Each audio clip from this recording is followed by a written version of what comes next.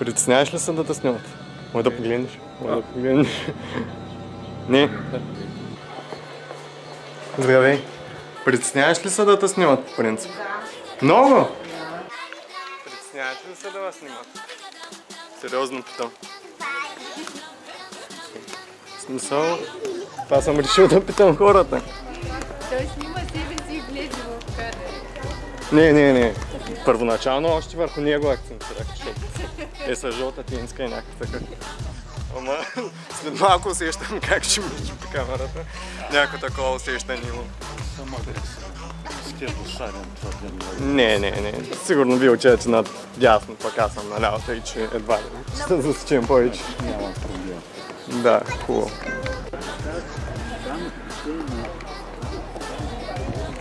Група високопоставени личности.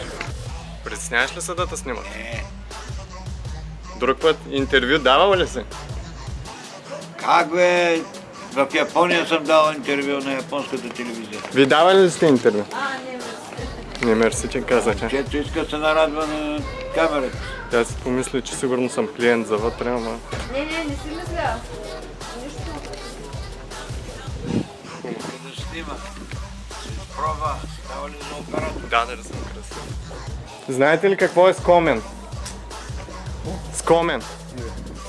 Било когато хората не искали да ги снимат.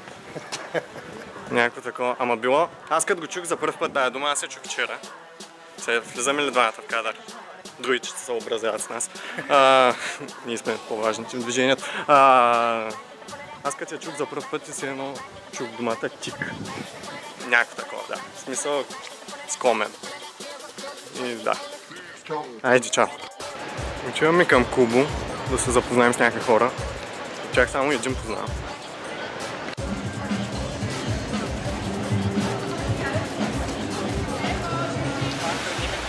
Малко горе ли го гледа? Не. Запознайте се. Какво става от?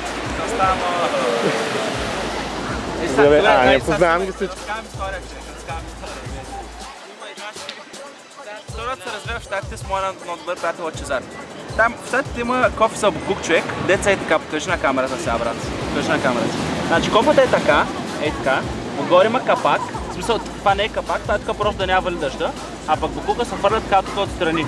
И едно малко прозорче, което точно е толкова голямо. Е толкова голямо. Сега, с него, слушай сега, с него се фанахме на бас. Имахме празни кенчета, човек, ама супер много празни кенчета. Което аз бях точно на 20 стъпки от него, значи това са около 6 метра. На 6 метра от това, той е толкова голям пак. Значи схемата е, и духа много жесток вятър. Схемата е, вземам празно кенче, слагам на земята и го ритам, трябва да го вкарам в това празно кошче. И... Това ще трябва да го цензурирам. Залога беше, че Лъчо до края на живота си ще ми дава половин процент от всички пари, които направи.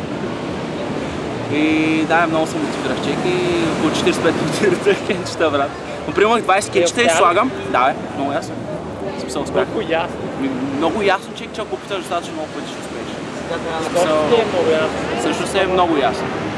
Ама наистина беше много трудно, че смисъл беше много трудно и той супер много се смя, брат. И имах една турбаска от 20 кенчета, при което ритам нали 20-те и после събирам по хода, там и търчат, той духа вятър и те са навсякъде, брат, виж.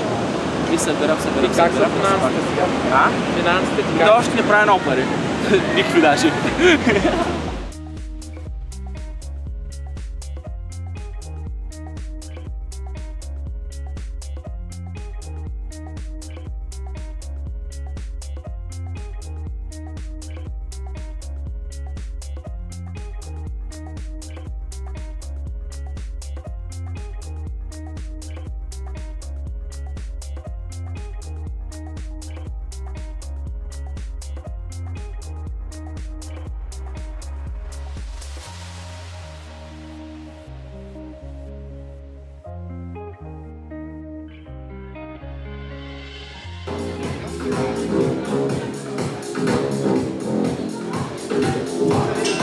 А светлото качество как е от камерата? Еми добре, искам ще правило, ако ти искаш клипове, просто да добавим от Facebook. Добре. Аде, дай. Пуснаха газ, пък аз съм астматик.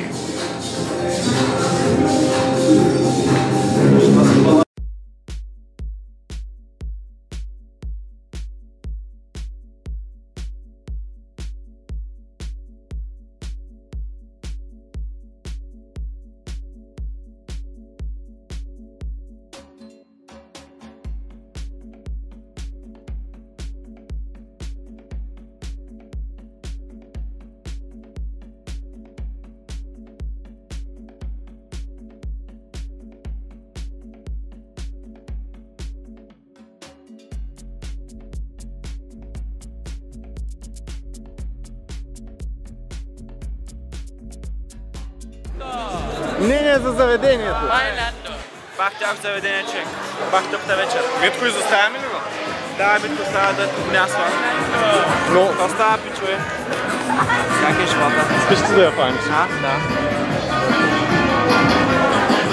Може. Няма да ти дам. Не, но ма е срам. Много приближено. Давай.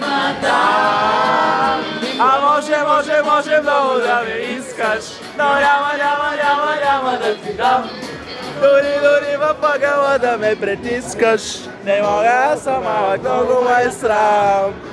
Не може много да ме искаш, но няма да ти дам.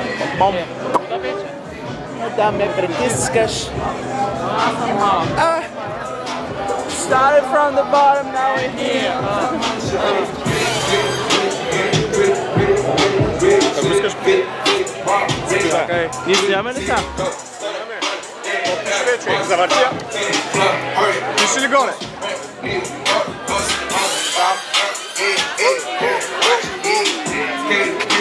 Ние сме като някакви японски туристи, брат. Сега японците са с фотоапарати най-вече. Не знам. Не знам, според мен самия факт, че не е слънчево, ме прецаква целия ден. Защо да? Не знам, Това човек, слънце много скоро по-добре ще ще изгрее, тъй че- ако беше малко слънчево. Вятъра го искам да го има. Ама да не е слънчево. Иска вятър, иска да духа. То накрая имаше слънце. Да, това е.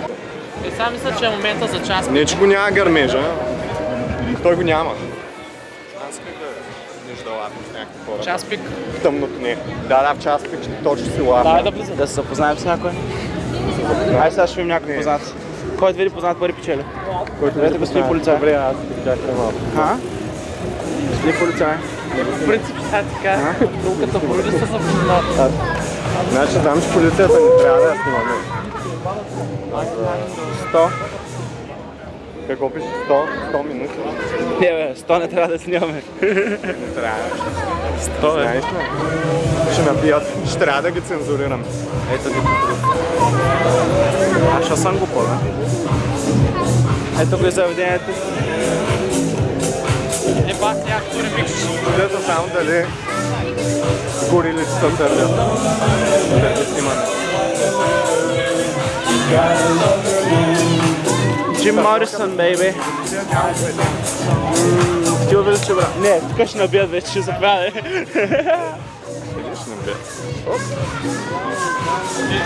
Имаме ли? Няма.